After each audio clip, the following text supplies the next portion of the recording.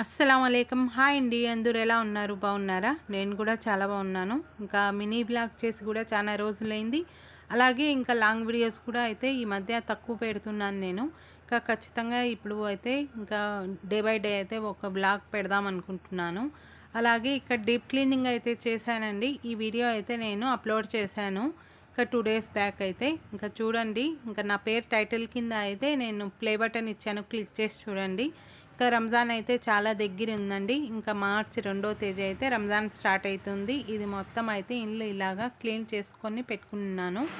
ఇంకా రంజాన్లో అయితే టైం అయితే ఉండదండి. ఇంకా వంట చేసేకి కొన్ని మసాలాలు ఇవన్నీ అయితే ప్రిపరేషన్స్ కూడా చేసుకుంటున్నాను.